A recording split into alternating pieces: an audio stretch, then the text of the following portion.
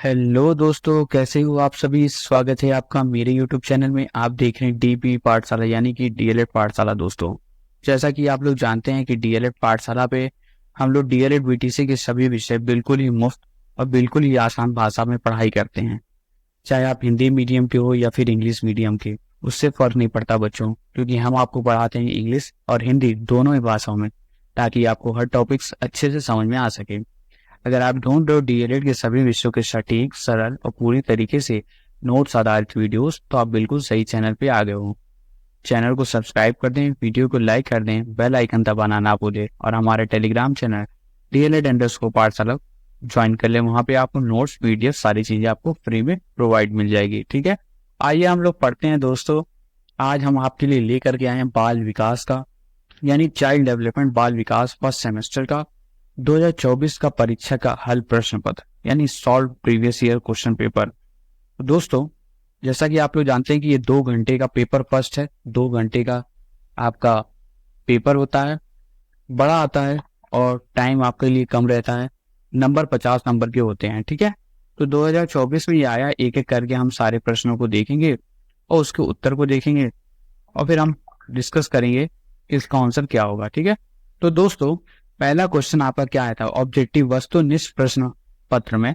आपका पहला question, pen कौन सा लूं आपके लिए, एक सेकेंड, ये दिख रहा है, नहीं ग्रीन ले लूं क्या, ग्रीन भी नहीं, छोड़ो ब्लू से करता हूँ। ठीक है, ब्लू आई थिंक सबसे सही है और इसका साइज थोड़ा बड़ा कर दें। ठीक है, तो वस्तुनिष्ठ प्रश्न हल देखते हैं। तो दोस्तों, पहला क्वेश्चन आया था टीएटी व्यक्तित्व परीक्षण का निर्माण किसने किया।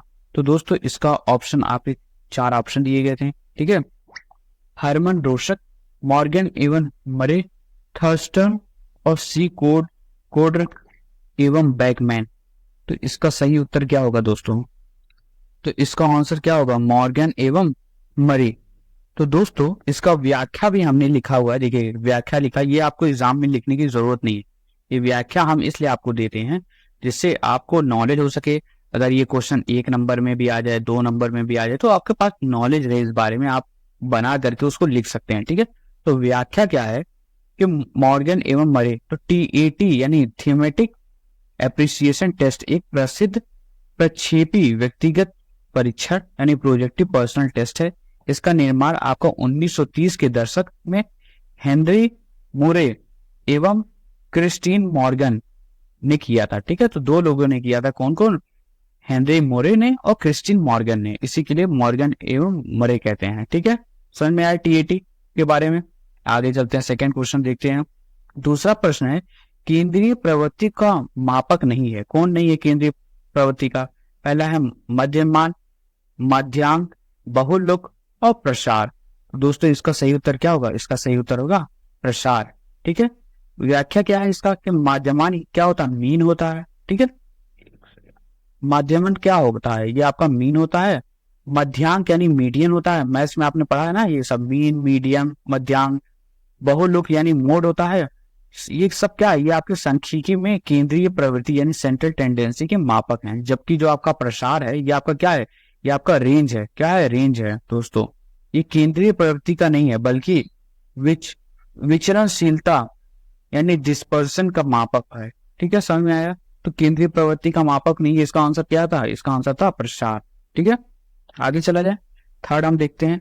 तीसरा है संवेग का प्रकार नहीं है। संवेग का प्रकार कौन नहीं है। ठीक है, संवेग का प्रकार नहीं है आपका। पहला है ध्यान, प्रेम, क्रोध, भय। तो इसका सही आंसर क्या होगा दोस्तों, इसका सही उत्तर है ध्यान। व्याख्या क्या है, प्रेम, क्रोध और भय प्रमुख संवेग यानी इमोशंस हैं। ठीक है, जबकि ध्यान जो है वो अटेंशन एक मानसिक या संज्ञानात्मक प्रक्रिया यानी कॉग्निटिव प्रोसेस है। यह संवेग का कोई प्रकार नहीं होता है। ठीक है, तो ध्यान आपका दूसरा चीज है, बाकी सब आपके संवेग हैं। ठीक है, समझ में आया, इमोशंस हैं। अब हम देखते हैं चौथा प्रश्न क्या है। कुल्हर ने अपने सीखने के सिद्धांत को प्रतिपादन किसके ऊपर प्रयोग करके किया था। ठीक है, तो ये हमने आपको पढ़ाया हुआ है। ठीक है, बाल विकास हमने पूरा कंप्लीट सिलेबस आपका कवर कर दिया है। 3-4 सब्जेक्ट हम लोग के कंप्लीट हो गए, बाकी कवर हम लोग करेंगे। ठीक है, तो कुल्हर ने अपने सीखने के सिद्धांत का प्रतिपादन किसके ऊपर किया है, मानव मनुष्य, कुत्ता, मनुष्य, बिल्ली। तो इसका सही उत्तर क्या होगा दोस्तों? इसका सही उत्तर है मान्य मनुष्य, सॉरी वन मनुष्य। ठीक है। व्याख्या क्या है? गेस्टाल्ट गेस्टाल्ट मनोवैज्ञानिक कुल्हर ने अपने सूझ एवं आत्मदृष्टि के सिद्धांत यानी इंसाइटफुल लर्निंग का प्रतिपादन वन मनुष्य यानी एप पर प्रयोग करके किया था। उसका प्रयोग का मुख्य पात्र क्या था? सुल्तान नामक वन वन मनुष्य था। ठीक है। तो सुल्तान नाम का एक आपका बंदर तरीके का था, वन मनुष्य था, उस पर उन्होंने प्रयोग किया था एप पे। ठीक है। आओ आगे देखते हैं। अब हम देखते हैं कि पांचवा प्रश्न क्या आपका? स्मृति का अंग नहीं है। स्मृति का अंग नहीं है कौन कौन सा? सीखना, धारण, चिंतन, पहचान। इसका सही उत्तर क्या है? चिंतन दोस्तों। ठीक है। स्मृति यानी मेमोरी जो है, प्रक्रिया के मुख्य अंग सीखना है, धारण करना यानी रिटेंशन है, पुनः स्मरण यानी रिकॉल है, और पहचान यानी रिकग्नाइजेशन है। चिंतन यानी थिंकिंग एक उच्च स्तरीय मानसिक प्रक्रिया है जो स्मृति का अंग नहीं है। ठीक है, समझ में आया? तो चिंतन जो है वो आपका स्मृति का अंग नहीं है। ठीक है। छठा प्रश्न है, कल्पना की सामग्री सामग्री समृद्धियां है, कथन ये किसका है आपका? बोरिंग व अन्य, गेट्स व अन्य, रेबर्न और मैकडूगल। तो इसका सही उत्तर क्या है? रेबर्न ने। ठीक है। व्याख्या क्या है? यह प्रसिद्ध कथन की कल्पना यानी इमेजिनेशन का कच्चा माल हमारी स्मृतियां ही होती है। ठीक है। प्रसिद्ध शिक्षा मनोवैज्ञानिक रेबर्न द्वारा दिया गया है। ठीक है। क्या था कि कल्पना यानी इमेजिनेशन जो है वो इमेजिनेशन कल्पना कच्चा माल हमारी स्मृतियां ही होती है, यानी अपनी मेमोरी होती है। ठीक है। चलिए अब बाल विकास के अगले वस्तुनिष्ठ प्रश्न को हल करते हैं दोस्तों। ठीक है। आइए देखते हैं सातवां प्रश्न। सातवां प्रश्न आपका है, किसी परिस्थिति में प्राप्त ज्ञान प्रशिक्षण का अन्य दूसरे परिस्थिति में उपयोग करना कहलाता है क्या? सीखने का वक्र, सीखने की प्रेरणा, सीखने की रुचि, या सीखने का स्थानांतरण। इसका सही उत्तर क्या होगा दोस्तों? सीखने का स्थानांतरण। हमने पढ़ाया है ना ये सारी चीजें। व्याख्या क्या है?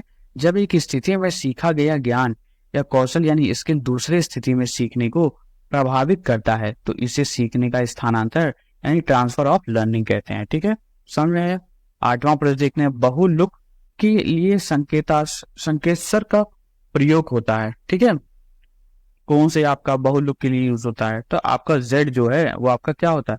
सांख्यिकी यानी स्टैटिक्स में बहुलुक यानी मोड को दर्शाने के लिए सामान्यतः जेड का प्रयोग होता है, या फिर एमओ लिखते हैं, मोड का प्रयोग किया जाता है। ठीक है, आगे देखते हैं। नौवां प्रश्न आपका क्या है? धारण का संबंध निम्न में से किससे है? ठीक है, तो पहला है रुचि, ध्यान, विकास, स्मृति यानी मेमोरी। तो सबसे आपका क्या है आंसर? आपका आंसर है स्मृति।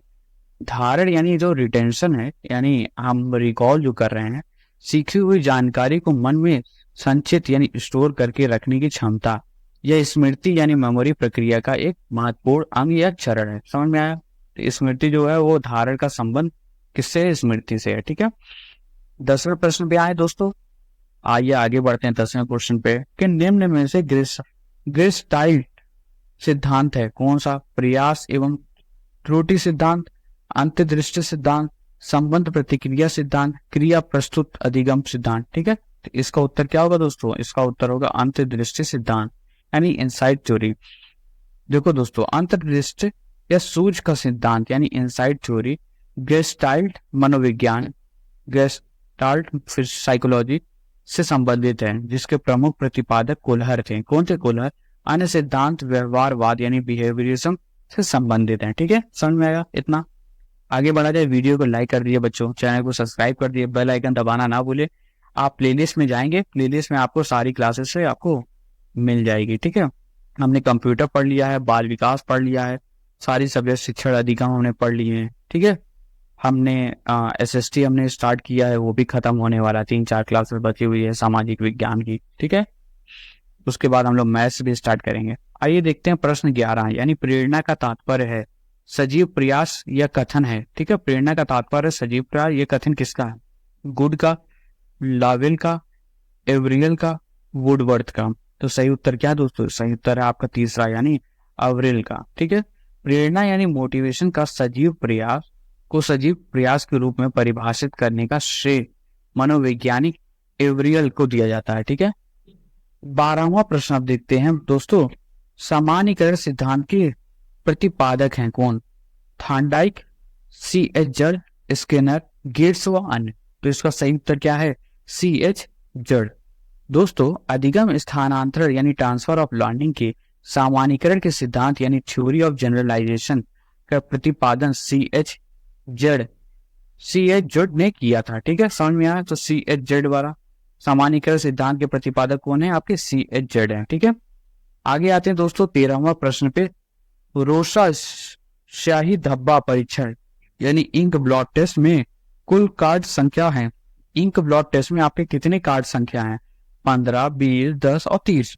तो इसका सही उत्तर क्या होगा दोस्तों? इसका सही उत्तर है 10। ठीक है, हरमन रोसा द्वारा निम्नलिखित शाही धब्बा परीक्षण व्यक्तित्व मापन यानी पर्सनालिटी मेजरमेंट की एक प्रक्षेपी विधि यानी प्रोजेक्टिव टेक्निक है। इसमें कुल आपके 10 कार्ड का उपयोग किया जाता है। ठीक है, समझ में आया? आगे बढ़ा जाए, 14वां प्रश्न देखते हैं। 14 प्रश्न आपके लिए लाए हैं, व्यक्तित्व परीक्षण में आत्मनिष्ठ विधि है कौन सी? समाज नीति विधि, प्रासंगिक आत्मबोध परीक्षण, कहानी पूर्ति विधि या जीवन इतिहास विधि। तो इसका सही उत्तर है दोस्तों जीवन इतिहास विधि। ठीक है, तो आत्मनिष्ठ विधियां यानी सब्जेक्टिव मेथड्स में व्यक्ति के स्वयं के विचारों और अनुभवों का महत्व दिया जाता है। ठीक है, जीवन इतिहास विधि यानी केस हिस्ट्री मेथड में व्यक्ति के जीवन से जुड़ी जानकारी उसे ही प्राप्त की जाती है, अतः यह एक आत्मनिष्ठ विधि है। ठीक है, समझ में आया कि व्यक्तित्व परीक्षण की आत्मनिष्ठ विधि कौन है? तो जीवन इतिहास विधि आपकी आत्मनिष्ठ विधि है दोस्तों। ठीक है, आत्मनिष्ठ विधियां यानी सब्जेक्टिव मेथड। ठीक है, 15वां क्वेश्चन आते हैं आपके ऑब्जेक्टिव क्वेश्चन के आपके लास्ट क्वेश्चन पे। 15 नंबर तो आपको ऐसे ही आ जाता है अगर आप ऑब्जेक्टिव कवर कर लेते हैं। ठीक है, तो पहला 15वां क्वेश्चन क्या है कि जो प्रेरक सीख जाते हैं उसे कहते हैं क्या? जन्मजात प्रेरक, अर्जित प्रेरक, मनोवैज्ञानिक प्रेरक और सामाजिक प्रेरक। ठीक है, तो इसका सही आंसर क्या होगा दोस्तों? इसका सही आंसर है आपका जन्मजात नहीं होगा, मनोवैज्ञानिक नहीं होगा, सामाजिक प्रेरक नहीं होगा। सही उत्तर है अर्जित प्रेरक। ठीक है, व्याख्या क्या है? वे प्रेरक यानी मोटिव्स जो जन्म से नहीं होते हैं बल्कि व्यक्ति को अपने सामाजिक वातावरण यानी सोशल इन्वायरमेंट और अनुभव से सीखता है, उसे हम अर्जित प्रेरक यानी एक्वायर्ड मोटिव्स कहते हैं। ठीक है, जैसे प्रशंसा, पुरस्कार, पद प्रतिष्ठा आदि। ठीक है, चलिए अब हम दोस्तों आते हैं अति लघु उत्तरीय प्रश्नों पे। ठीक है, आइए दोस्तों अति लघु उत्तरीय प्रश्न पे आते हैं। तो दोस्तों आइए अब हम बढ़ते हैं। तो दोस्तों अति लघु उत्तरीय प्रश्न पहला है आपका 16वां प्रश्न है कि CAT परीक्षण किस आयु के बच्चे के लिए, पेन कहाँ है, किस आयु के बच्चे के व्यक्तित्व का मूल्यांकन करने हेतु प्रयुक्त होता है? तो इसका सही उत्तर क्या है दोस्तों? इसका उत्तर है कि CAT यानी चिल्ड्रन अप्रिसिएशन टेस्ट यानी बालक अंतर्बोध परीक्षण का प्रयोग 3 से 10 वर्ष की आयु के बच्चों के लिए होता है।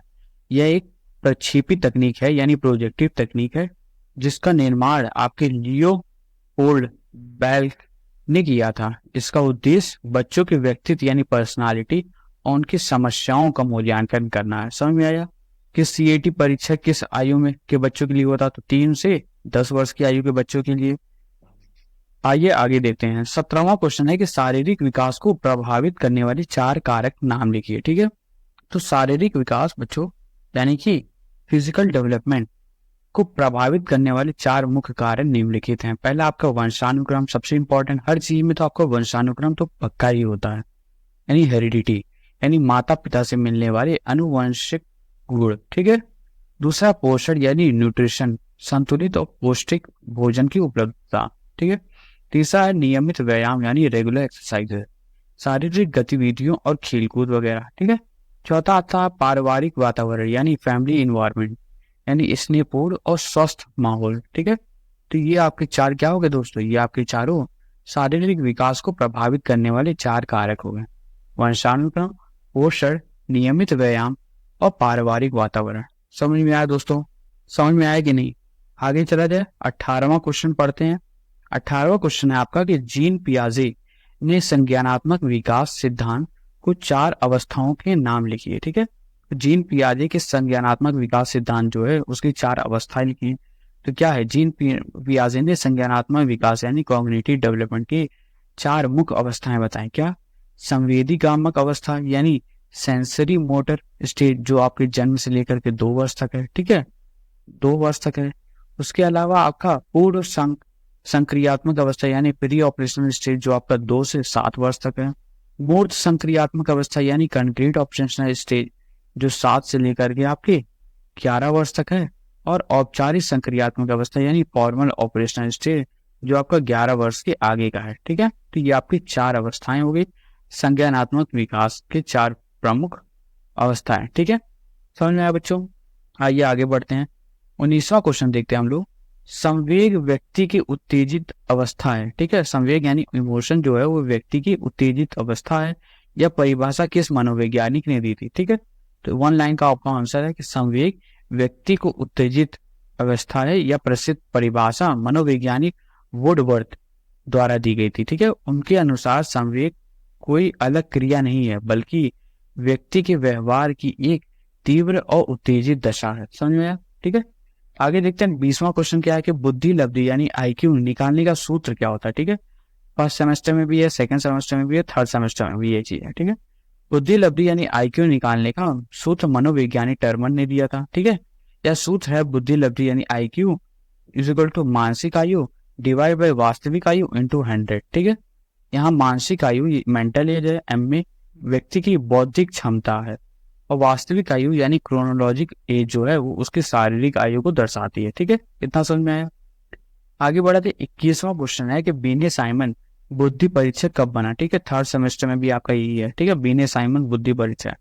तो प्रथम बीने साइमन बुद्धि परीक्षक बीनेट साइमन इंटेलिजेंट टेस्ट का निर्माण मनोवैज्ञानिक अल्फ्रेड बीने, ठीक है, तथा उनके सहयोगी थियोडर साइमन ने किया था। यह परीक्षा आपका सन 1905 में फ्रांस में विकसित किया गया। इसका मुख्य उद्देश्य था सामान्य बच्चों से मंद बुद्धि बच्चों का अलग करना था, ठीक है। तो मुख्य उद्देश्य क्या था कि सामान्य बच्चों से मंद बुद्धि वाले बच्चों को अलग करना। सन 1905 में फ्रांस में ये विकसित हुआ था, ठीक है। इतना समझ में आया। आगे आता क्वेश्चन 22वां कि व्यक्तित्व मापन की कोई 2 प्रक्षेपी विधियों का नाम लिखिए, ठीक है। तो व्यक्ति मापन की 2 प्रक्षेपी विधियों के नाम लिखिए। क्या है, तो व्यक्ति मापन यानी पर्सनालिटी मेजरमेंट की 2 प्रमुख प्रक्षेपी विधियां निम्नलिखित हैं। पहला आपका क्या है, रूसा स्याही धब्बा परीक्षा, बहुत इंपॉर्टेंट में थर्ड सेमेस्टर में भी है, ठीक है। इंक ब्लॉट टेस्ट जिसमें आपको 10 कार्ड देते हैं, ठीक है। इसका निर्माण आपका हरमन रोशन ने किया था, ठीक है। इसके अलावा दूसरा प्रासंगिक आत्मबोध परीक्षा यानी TAT, ठीक है, थीमेटिक एप्रिसिएशन टेस्ट। इसका निर्माण मॉर्गन और मोरे ने किया था, ठीक है। समझ में आया व्यक्तित्व मापन की 2 प्रक्षेपी विधियां का नाम। आइए बच्चों 23वां क्वेश्चन देखते हैं। थॉर्नडाइक द्वारा प्रतिपादित सीखने के 3 प्रमुख नियम बताइए, ठीक है। तो 3 प्रमुख थॉर्नडाइक द्वारा प्रतिपादित सीखने के 3 प्रमुख नियम क्या है। तो अमेरिकी मनोवैज्ञानिक EL थॉर्नडाइक ने सीखने के 3 मुख्य नियम बताए हैं, ठीक है। पहला क्या है, तत्परता का नियम यानी लॉ ऑफ रेडीनेस, यानी सीखने के लिए तैयार होना, पहले बच्चा सीखने के लिए तैयार हो। फिर है आपका अभ्यास का नियम यानी लॉ ऑफ एक्सरसाइज, सीखी गई बातों को दोहराना, ठीक है। और तीसरा है प्रभाव के नियम यानी लॉ ऑफ इफेक्ट, यानी सीखने के परिणाम संतोष या असंतोष का प्रभाव, ठीक है। तो ये आपके थॉर्नडाइक द्वारा प्रतिपादित सीखने के आपके 3 मुख्य नियम है, तत्परता का नियम, अभ्यास का नियम और प्रभाव का नियम, ठीक है। समझ में आया। और 24वां क्वेश्चन देखते हैं दोस्तों। 24वां क्वेश्चन है कि अभिप्रेरणा यानी मोटिवेशन की परिभाषा लिखिए, ठीक है।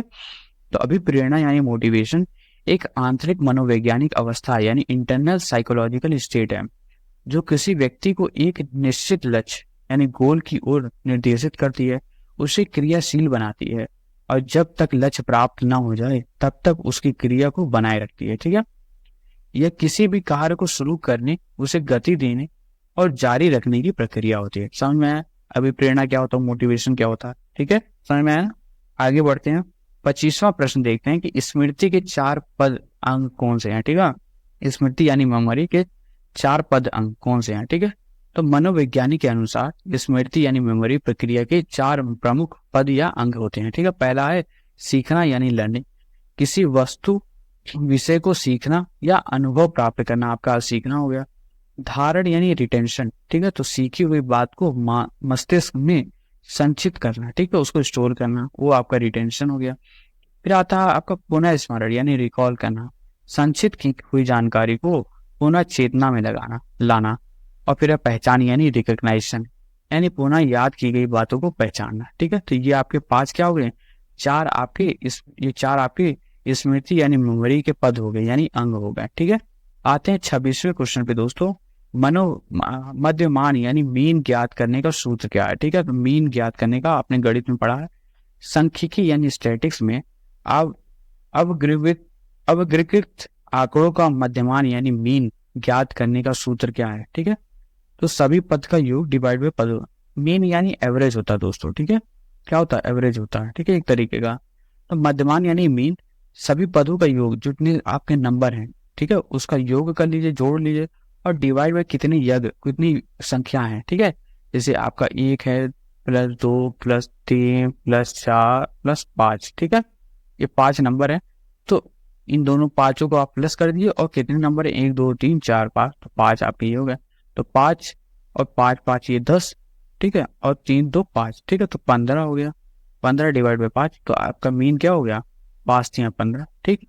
तो यह मीन आपका हो गया, मध्यमान यानी मीन आपका हो गया 15, ठीक है। तो सभी पदों का योग डिवाइड बाय पदों की कुल संख्या। यहाँ सिग्मा योग को दर्शाता है, ठीक है, सिग्मा जो है वो योग को दर्शाता है, x प्रत्येक पद का मान को, और n पदों को कुल संख्या है, ठीक है। आते हैं बच्चों 27वें क्वेश्चन पे कि मनोवैज्ञानिक डॉक्टर जोन्स ने बाल विकास को कितनी अवस्था में विभाजित किया, ठीक है, और नाम लिखिए। तो वही चीज आपके 4 अवस्था हैं। तो मनोवैज्ञानिक आपके अर्नेस्ट जोन्स ने मानव विकास की प्रक्रिया को 4 प्रमुख अवस्थाओं में विभाजित किया। पहला शैशवावस्था यानी इन्फेंसी, जन्म से लेकर के आपका 5 वर्ष तक, ठीक है। बाल अवस्था यानी चाइल्डहुड, 5 से 12 वर्ष तक, ये आपकी डिफर करती है, कहीं कुछ लिखा होता है, कहीं कुछ लिखा होता है, ठीक है। किशोर अवस्था यानी एडोलसेंस, 12 से लेकर के 18 तक। और पौड़ अवस्था यानी मैच्योरिटी, यानी 18 के बाद, ठीक है। समझ में आया, शैशवावस्था, बाल अवस्था, एडोलसेंस यानी किशोर अवस्था, और पौड़ अवस्था, ठीक है। आते हैं 28वें क्वेश्चन पे दोस्तों। 28वां क्वेश्चन क्या है, तो 28वां क्वेश्चन है दोस्तों कि पावलोव को संबंध प्रतिक्रिया सिद्धांत हेतु किस जानवर का प्रयोग किया गया, ठीक है। देखो पावलोव वाला भी आपका इंपॉर्टेंट था, हमने पढ़ाया था आपको। फिर आपका वो क्या बोलते हैं, एक बिल्ली वाला था, एक आपका सुल्तान वाला था, ये सारे आपके इंपॉर्टेंट है, याद कर लीजिएगा, ठीक है। सिद्धांत, पावलोव का संबंध प्रतिक्रिया सिद्धांत किस जानवर का प्रयोग किया गया था, तो इसका एक लाइन का आंसर है, रूसी मनोवैज्ञानिक डॉक्टर इवान पावलोव ने अपने शास्त्रीय अनुबंधन या संबंधन प्रक्रिया सिद्धांत यानी कंडीशनल रिस्पांस थ्योरी का प्रतिपादन किया था। उन्होंने अपने प्रसिद्ध प्रयोग एक कुत्ता यानी डॉग पर किए थे। इस प्रयोग में उन्होंने कुत्ते की लार यानी सलाइवरी ग्लैंड का अध्ययन किया था। समझ में आया, तो किस पे आपने सिद्धांत, कौन सा जानवर था, वो था आपका डॉग, ठीक है, कुत्ता, ठीक है, समझ में आया। आगे बढ़ते हैं, 29वां क्वेश्चन देखते हैं कि सूझ या अंतर्दृष्टि सिद्धांत के प्रतिपादक का नाम बताइए, ठीक है। तो दोस्तों सीखने के सूझ और अंतर्दृष्टि सिद्धांत यानी इनसाइट थ्योरी ऑफ लर्निंग के प्रतिपादन आपके गेस्टाल्ट मनोवैज्ञानिक ने किया था, ठीक है। इस सिद्धांत के मुख्य प्रतिपादक आपके कौन हैं, आपके वोल्फगैंग कोहलर माने जाते हैं, ठीक है। मैक्स वर्दीमर तथा कोपका भी इस सिद्धांत के समर्थक में से हैं, ठीक है। तो सूझ या अंतर्दृष्टि सिद्धांत के प्रतिपादक का नाम बताइए। तो उनके प्रतिपादक, मुख्य प्रतिपादक आपके कौन थे, कोहलर थे, ठीक है। कौन थे, वोल्फगैंग कोहलर, ठीक है। प्रतिपादन कौन था आपका, गेस्टाल्ट साइकोलॉजिस्ट, ठीक है। तीसरा क्वेश्चन देखते हैं कि एलपोर्ट के अनुसार व्यक्तित्व की परिभाषा बताइए, ठीक है। तो इन्होंने व्यक्तित्व की क्या परिभाषा दी थी, तो गॉर्डन एलपोर्ट के अनुसार व्यक्तित्व व्यक्ति के भीतर उन मनोवैज्ञानिक गुणों, दैहिक गुणों यानी फिलोसॉफिकल सिस्टम, साइकोफिजिकल सिस्टम का ज्ञानात्मक संगठन यानी डायनामिक ऑर्गेनाइजेशन है, जो वातावरण के प्रति उनके अपूर्ण समायोजन यानी यूनिक एडजस्टमेंट को निर्धारित करता है, ठीक है। यह परिभाषा आपके व्यक्तित्व की गत्यात्मक और संगठित प्रकृति पर जोर करती है। समझ में आया कि एलपोर्ट के अनुसार व्यक्तित्व की परिभाषा क्या है? तो एलपोर्ट के अनुसार व्यक्तित्व यानी पर्सनालिटी जो है वो व्यक्ति के भीतर उन मनोदैहिक गुणों का गत्यात्मक संगठन है जो वातावरण के प्रति उसके अपूर्ण समायोजन यानी एडजस्टमेंट के निर्धारित करता है। ठीक है, समझ में आया? अब हम आते हैं आपके लघु उत्तरीय प्रश्नों पर, समझे? आपके 2-2 नंबर वाले। ठीक है दोस्तों, पहला आपका क्वेश्चन है क्या लघु उत्तरीय में आपका क्या है, ये थोड़ा बड़ा आपको लिखना पड़ता है। ठीक है, विस्मृति यानी आपका फॉरगेटिंग का अनाभ्यास का सिद्धांत क्या है? ठीक है, तो विस्मृति यानी फॉरगेटिंग का अनाभ्यास का सिद्धांत यानी थ्योरी ऑफ डिसयूज। ठीक है, तो जिसे आपका 6 सिद्धांत यानी डी के थ्योरी भी कहते हैं, यह मानता है कि भूलने का मुख्य कारण समय का बीतना है। इस सिद्धांत के अनुसार जब हम कोई नई बात सीखते हैं तो मस्तिष्क में उसके स्मृति चिन्ह यानी मेमोरी ट्रेसेस बन जाते हैं। ठीक है, यदि इन स्मृति चिन्हों को लंबे समय तक अभ्यास या उपयोग नहीं किया जाता तो वे धीरे धीरे कमजोर होकर फिर मिट जाते हैं, जिसका परिणाम स्वरूप हम उस जानकारी को भूल जाते हैं। संक्षेप में, उपयोग अगर ना करना ही आपका भूलना है। ठीक है, तो आप उसको रिवाइज नहीं करेंगे, उसका उपयोग नहीं करेंगे तो आप भूल जाएंगे। ये आपका क्या है, विस्मृति का अनुभ्यास का सिद्धांत है। ठीक है, समझ में आया? आगे बढ़ते हैं 32वें क्वेश्चन पे दोस्तों। 32वां क्वेश्चन क्या है कि सीखने के पठार के कारण क्या है? ठीक है, पठार हमने आपको पढ़ाया है ना, जो आपका ग्राफ बनता है। ठीक है, उसी की बात हो रही है।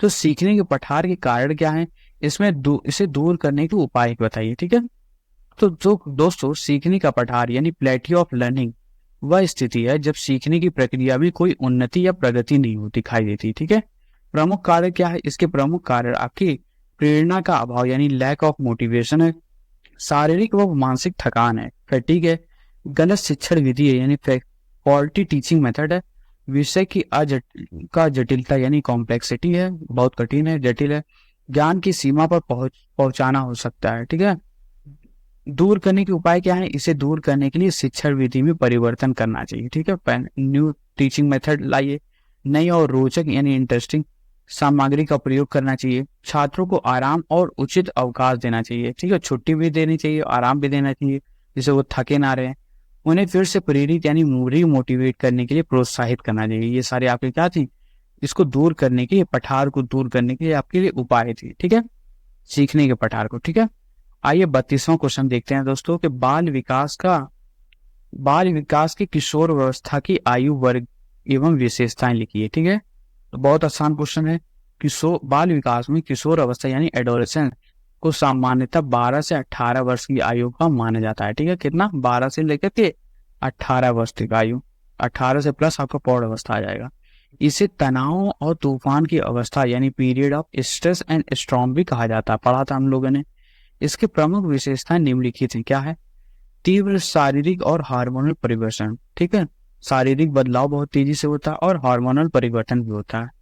अमूर्त चिंतन यानी एब्स्ट्रैक्ट थिंकिंग की क्षमता का विकास होना। ठीक है, पहचान का संकट यानी आइडेंटिटी क्राइसिस और आत्म पहचान की खोज, संवेगात्मक अस्थिरता यानी इमोशनल इनस्टेबिलिटी और मूड्स में तेजी से बदलाव होना, और मित्रों और साथी समूह यानी पीयर ग्रुप का अत्यधिक प्रभाव। ठीक है, समझ में आया आपकी क्या विशेषताएं होती हैं? तो तीव्र शारीरिक और हार्मोनल परिवर्तन, अमूर्त चिंतन, पहचान का संकट, संवेगात्मक अस्थिरता और मित्रों और साथी समूह का अत्यधिक प्रभाव पड़ता है। ठीक है, इम्पैक्ट पड़ता है। ठीक है, आइए दोस्तों बिना किसी देरी के 34वां क्वेश्चन देखते हैं कि बुद्धि परीक्षण किसे कहते हैं? परीक्षण यानी इंटेलिजेंस पड़ता है। ठीक है, इम्पैक्ट पड़ता है। ठीक है, आइए दोस्तों बिना किसी देरी के 34वां क्वेश्चन देखते हैं कि बुद्धि परीक्षण किसे कहते हैं? परीक्षण यानी इंटेलिजेंस टेस्ट। ठीक है, ये कितनी प्रकार के होते हैं? ठीक है, देखो दोस्तों, बुद्धि परीक्षण यानी इंटेलिजेंस टेस्ट वे मानकीकृत यानी स्टैंडर्डाइज मनोवैज्ञानिक उपकरण हैं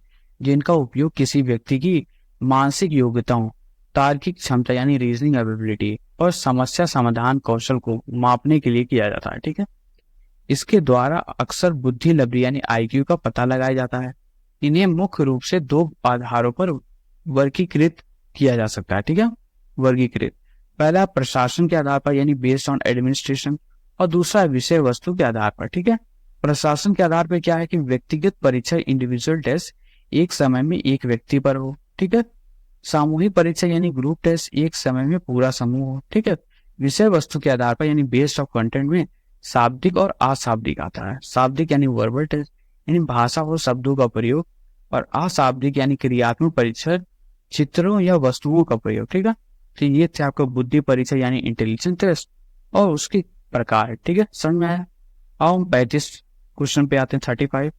अधिगम की प्रभावशाली विधियों में से किसी दो का वर्णन कीजिए, ठीक है। लर्निंग की दो प्रभावशाली विधियों का वर्णन कीजिए।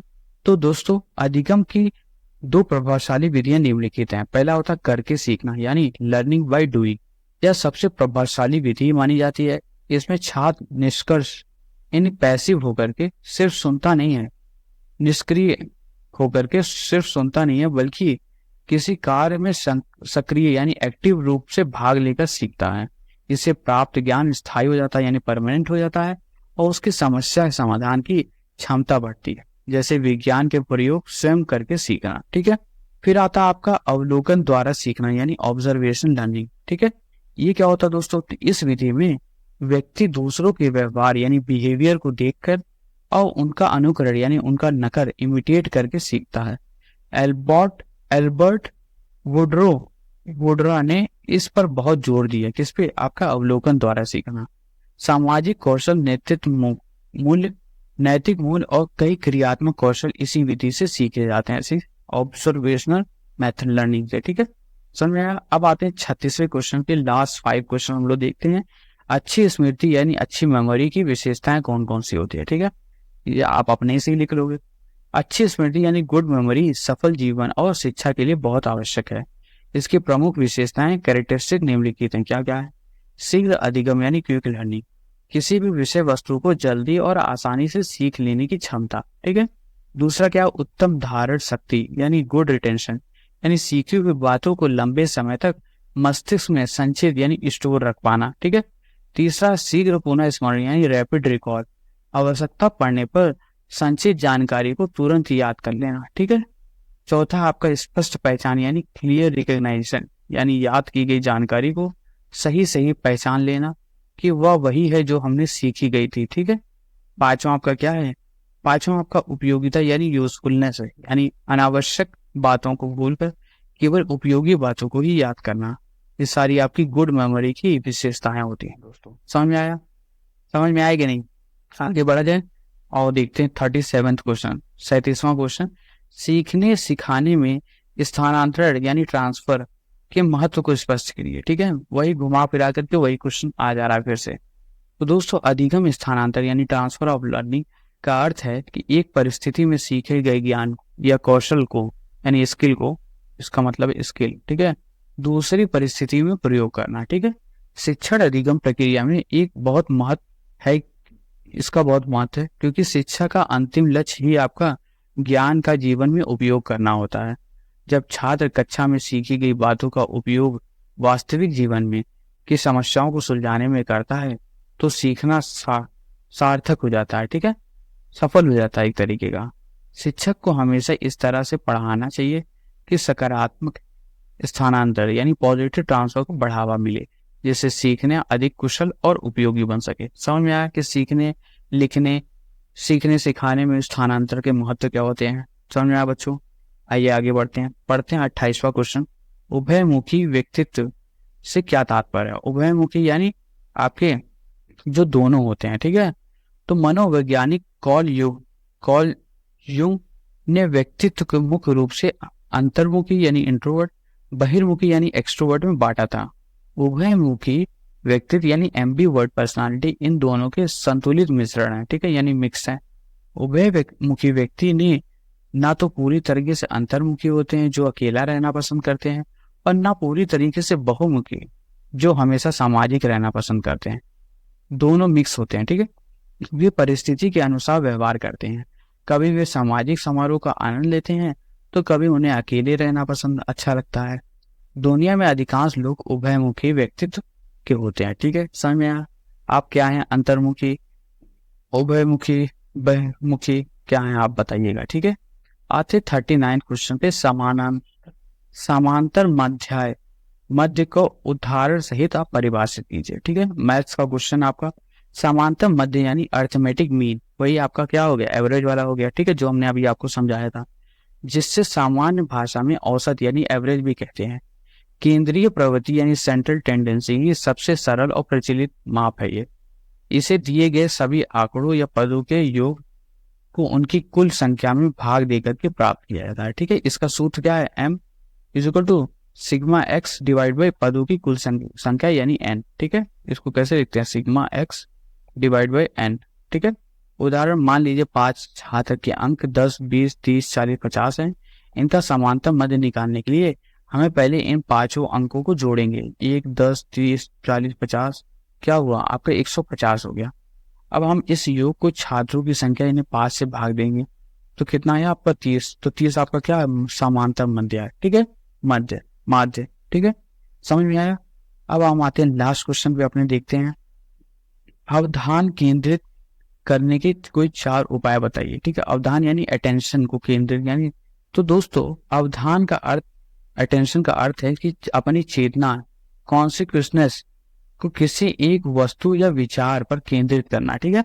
अवधान केंद्रित करने के 4 मुख्य उपाय निम्नलिखित हैं। पहला क्या है, रुचि उत्पन्न करना यानी क्रिएटिंग इंटरेस्ट, जिस विषय में हमारी रुचि होती है उस पर ध्यान आसानी से लगता है, अतः शिक्षक को पाठ को रोचक बनाना चाहिए, ठीक है। दूसरा क्या, उद्देश्य की स्पष्टता यानी क्लैरिटी ऑफ पर्पस, जब हमें किसी कार्य को उद्देश्य पता होता है तो उसे करने में हमारा ध्यान अधिक लगता है, ठीक है। तीसरा क्या है, शांत वातावरण यानी काम इन्वायरमेंट, ध्यान केंद्रित करने के लिए शोरगुल और अन्य विक्षणों यानी डिस्ट्रैक्शन से दूर एक शांत स्थान पर बैठना चाहिए, ठीक है। चौथा क्या है आपका, चौथा है आपका अभ्यास और एकाग्रता यानी प्रैक्टिस ऑफ कंसंट्रेशन, यानी ध्यान लगाने से, नियमित अभ्यास करने से, जैसे आपकी मेडिटेशन वगैरह, एकाग्रता की क्षमता बढ़ती है। समझ में आया, समझ में आया बच्चों के अवधान केंद्रित करने के कोई 4 उपाय क्या हैं, तो रुचि उत्पन्न करना, उद्देश्य की स्पष्टता यानी क्लैरिटी करना, शांत वातावरण और अभ्यास का एकाग्रता, ठीक है। समझ में आया बच्चों, ये थी बच्चों आज की क्लास। आशा करता हूँ आज की क्लास आपको अच्छी लगी होगी, पसंद आई होगी। आज की क्लास में हमने पढ़ा बाल विकास का 2024 का प्रश्न पत्र का हल, संपूर्ण हल हमने प्रोवाइड किया आपको। 50 नंबर का ये रहता है, 2 घंटे का। आशा करता हूँ ये क्लास अच्छी होगी। अगर आपको लगी अच्छी तो आप वीडियो को लाइक करें, बेल आइकन दबाना ना भूलें, हमारे टेलीग्राम चैनल ज्वाइन करें, DLED पाठशाला, ये हमारा टेलीग्राम अकाउंट है, ठीक है, टेलीग्राम चैनल है, इस पे जाकर के आप हमें ज्वाइन करिए। आपको नोट्स मिल जाएगा फ्री में, ठीक है। हर क्लास के क्या क्या मिलेगा, देखो नोट्स मिलेगा हर क्लास के, फिर आपको प्रिंट आउट वाले नोट्स मिलेंगे जो वाइट बैकग्राउंड के होते हैं, हैंड रिटन वाले, प्रीवियस ईयर क्वेश्चन पेपर हो जाएगा, शॉर्ट PYQ, ठीक है। ये सारी चीजें आपको दी जाएगी बच्चों, समझ में आया। और हमारे इंस्टाग्राम अकाउंट DP.पाठशाला, यहाँ पे हमें फॉलो करें, हमसे बातचीत करने के लिए, ठीक है।